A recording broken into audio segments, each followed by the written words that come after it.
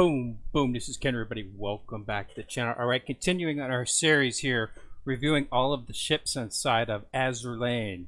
So we're going to take a look at the first two ships we did. Our Enterprise and San Diego were, of course, United States naval ships. We're going to take a look at Her Majesty's service ships today. And we're going to take a look at one of the most powerful ships they have, and that's HMS Warspite. Now, to go over Warspite's military career would take me all day, literally. I mean, she's been everywhere. She's been through numerous battles in both World War I and World War II. And she basically changed, she had several retrofits along the way, which is what you're looking at right here on the screen now. This is Warspite in her retrofitted form. She's an okay ship, but when you do the retrofit, she becomes a beast. So she had a lot. That retrofit really made her a top-tier ship, and she is an ultra-rare ship once you do the actual retrofit. So let's take a look a little bit just about what she did. So basically, she was the sixth warship for the Royal Navy to bear the name Warspite. She was laid down in 21st of October 1925 at Davenport Royal Dockyard. That is in its largest naval base in Western Europe. It's located in, of course, Devonport, and that's where the dockyard is, and that's where a lot of their ships are constructed at. And she actually launched on the 26th of November 1913. Okay, she participated in the Battle of Jutland. Now, this is in the First World War, World War I. Now, something interesting about Warspite was that in the Battle of Jutland, she got her port wing engine room was hit in one of the battles in the Battle of Jutland, which caused her steering to jam, and she ended up almost hitting a couple of her ships, and she ended up stuck going in circles. And a whole fiasco about that anyway. But the reason I want to mention this is because this steering problem will follow her through her career quite frequently. Warspite run aground a couple times, hit other ships a couple times, so she's basically a little on the. I think that's one of the reasons is the ship in the game. You notice that she's got a very gung-ho attitude. She's like can do, always on top of things. So I think that's what we've got here. Is she's a little bit on the anxiety type base side. And this is one of the reasons I think that given her that theme was because of the fact that she did have several of these problems. But one of the things that she does that's interesting about her is the fact that she can carry, she has room for aircraft on her. She's a battleship, but she still has room for aircraft. And she's got one of the notes that in April 1940, she was carrying Fairey Swordfish float planes, and one of them sank U-64. And that is notorious for being the first aircraft to sink a U-boat in the war. So that's something to go about that. But yeah, so she was in the Battle of Jutland. She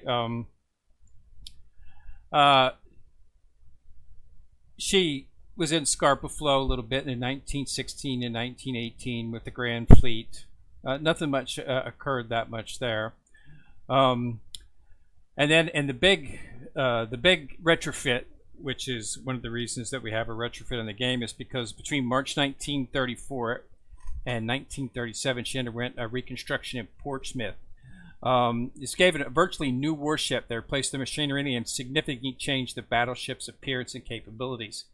So in propulsion, they replaced her propulsion machinery and installed 6 boiler rooms with Admiralty 3-drum boilers, and this replaced the 24 Yarrow boilers that she was using before. And this increased her fuel efficiency. So originally she was at like 41 tons per hour down to 27 tons per hour, which is a big increase. She also got 1,100 tons of armor added, so that's going to make her much more tanky, and you will notice that in the retrofit in the game. She becomes she deals a lot more damage, and she gets a big increase in her actual armor and hit points, so you will notice that in the game. The torpedo tubes were removed, and the 6-inch guns were reduced. 4 guns were removed fore and aft, and 8 4-inch high angle guns and twin mountings and 2 2-pounder pom-poms were added to her anti-aircraft defenses, as well as some additional 50 caliber machine guns on her turrets. And then they increased the 15-inch turrets that she had to increase the elevations of the gun by 10 degrees, which means they can raise the guns up higher, and this allowed to extend the range of her maximum fire 9,000 yards up to about 32,300 yards. So she can hit from a pretty good distance away. They also modernized her fire control. She got the new HACS Mark III AA fire control system, and she got the Admiralty Fire Control Table Mark VII as her main armament. Now the Admiralty Fire Control, the AFCT, this is a computer fire control system. So she went from basic manual to computer controlled, and that calculates correct elevation and deflection, so that the shells would strike, there's much more accurate surface targeting. It's done by computers, so it can be done much faster. So this was a big upgrade, and this is what you will see in the game. She becomes a beast. She does excellent amount of damage, as you can see by just the graphic of her here, that she's just she's an amazing ship, and she does some real high damage, and we'll talk about her shortly here. But then after that, she was in the Second World War. She took place in the Battle of Narvik. Now, if you remember Narvik,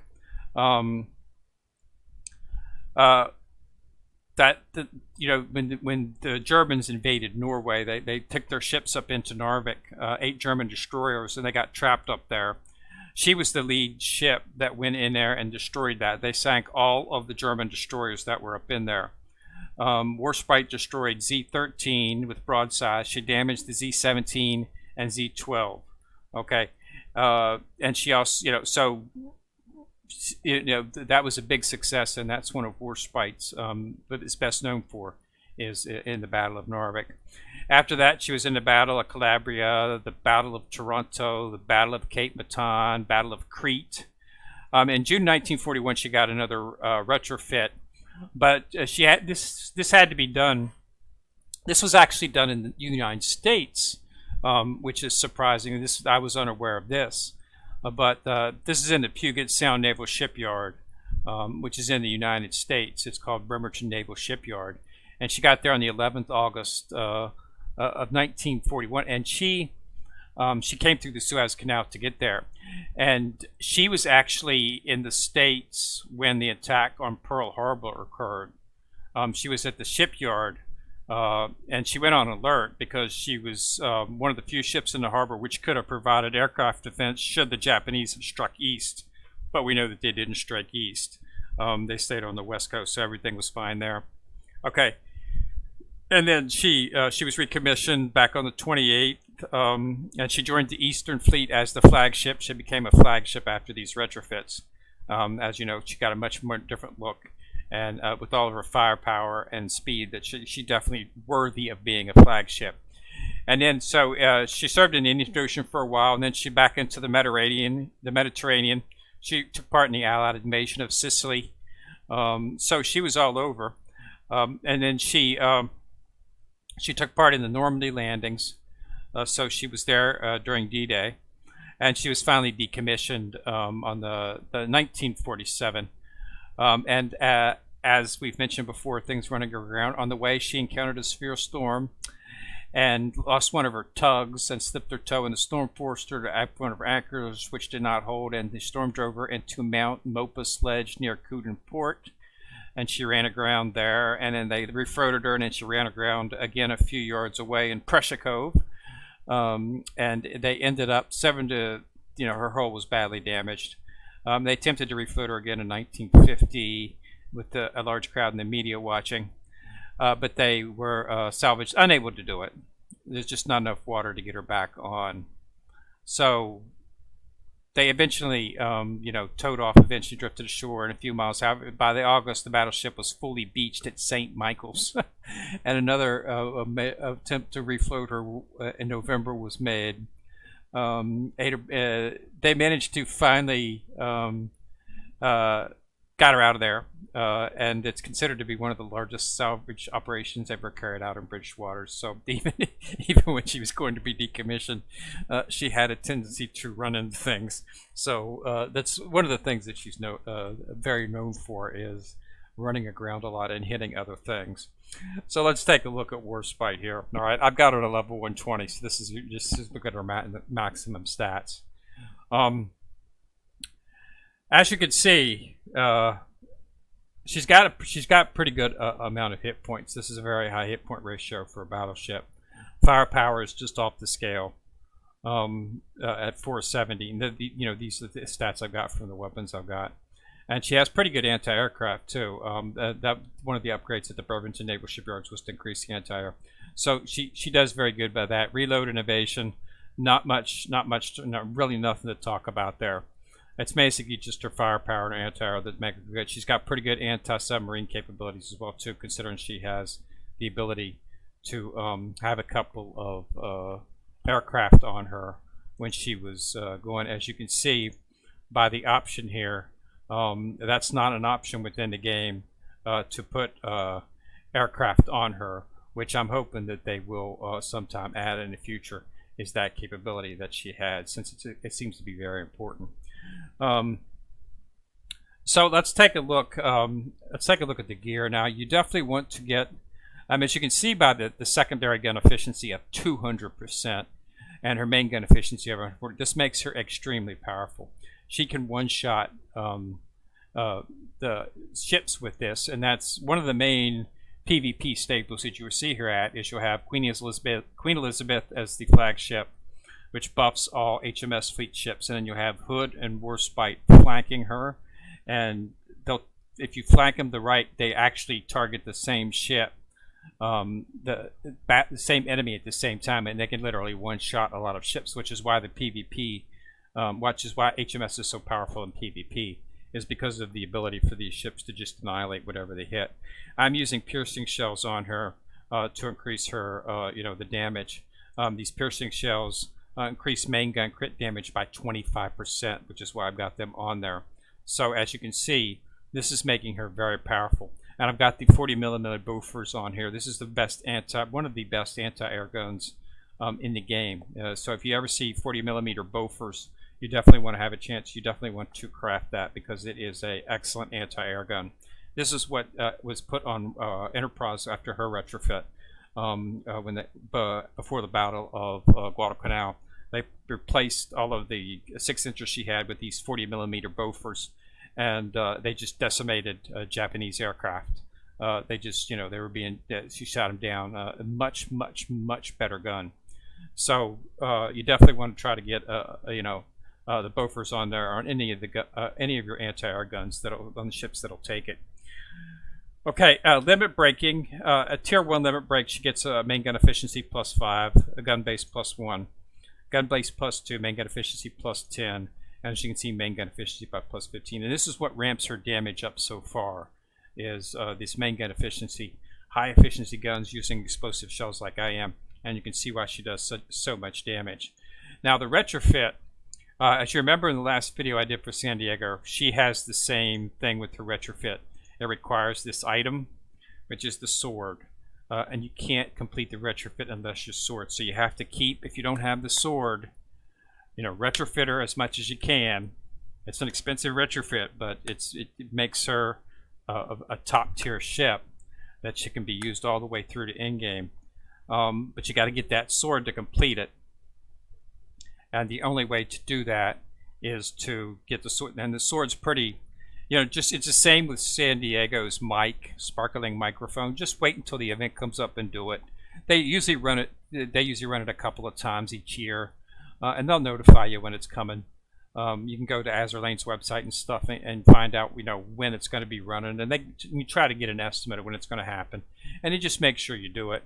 It's not hard. Again, it's just like San Diego's. It's just a little mini game that you have to play, but you got to make sure you do it each day to get the enough of the medallions and stuff to actually turn it in and get the actual sword so that you can complete the retrofit. So it's definitely something you want to look at.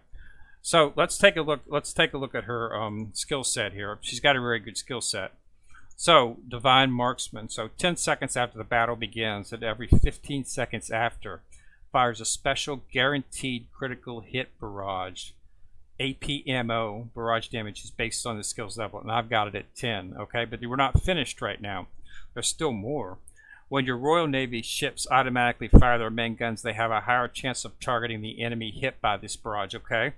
So what this means, the higher chance of targeting, this is focuses on that retrofit that she got, where she got a computerized firing system, okay? It's called the Admiralty Priority Control System. So the first time each damage is fired, damage is increased by 130%. So it's a huge boost in damage. Okay, and then decreases the spread range of this ship's equipped gun by 5, but it increases this ship's firepower by 15 and hit rate against DDs by 15. So see, all this is conforming with the retrofit that she got, where she was completely redone. I mean, it completely made her look like a different ship, and this is what you get. And it shows from a regular ship, she went from a good ship to a beast, a very, very, very high, ultra rare in-game ship. So you definitely want to get Warspite, and you want to get her retrofitted up. And I think that you'll like her because she's a really good ship. I use her in my HMS fleet. She's a staple of my HMS fleet, has been, and I use her in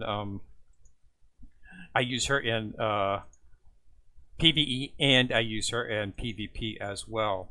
As you can see, this is my PvP fleet that I still use frequently, and that's Queen Elizabeth in the center, and then you've got Warspite and Hood on the flanks, and then you've got Belfast, Javelin, and Edinburgh. Edinburgh's a tank. Belfast lights down a smoke screen, and she does pretty good damage, and Javelin is torpedo ship. And this is a very good, very good low level and actually mid to high level PvP fleet right here. The problems that we're getting into nowadays. We're getting in with the priority ships and whatnot, where there's fleets that are becoming better. I mean, you got Nagato with Akagi and Kaga. That's another good ship, another good PvP backfield. Those three ships, but and when you got ships like FTG coming out, which are doing immense firepower, and then there's ships like Zuma, which is another priority ship, which has got like 9,000 hit points, and she goes into Vanguard.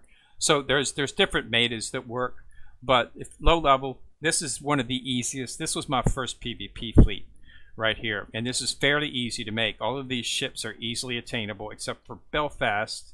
You have to build her. But all these other ships you're able to get, and you will be offered them quite frequently, so it shouldn't be difficult to get your hands on these ships and set something up for PvP. Now, most people don't like PvP in the game.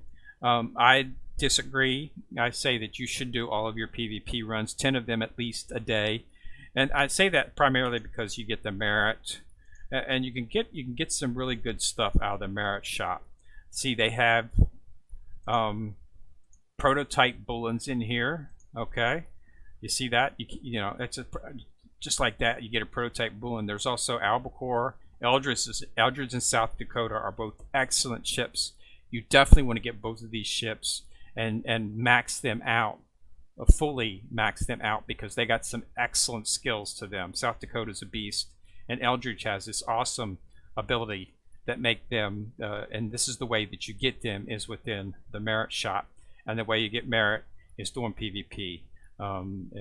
If you go to your, you go to your battle and just do your exercises, that's what it is, and it's PvP all the way through. I already did mine today, but as you can see, I'll probably do some again this evening, just to get the merit. That's what you want to get. Okay, so thanks a lot for watching the video on Warspite, and like I say, huge military career that is just full of what she's done. She was an excellent ship. And she is a top tier ship, and she's definitely one that you want to focus on building, and I think you'll be very impressed. And definitely keep an eye on the events and make sure that when that sword comes up, Ghost Star will let you know when it's coming, and you get that beastie boy, and you can make her into a powerful in-game ship. Okay, so thanks a lot for watching my video, and remember to tap on that subscribe button And also click on the bell to be notified whenever I drop a video. So this is Ken Rear in the corner, finishing up on Warspite, and I'm signing out.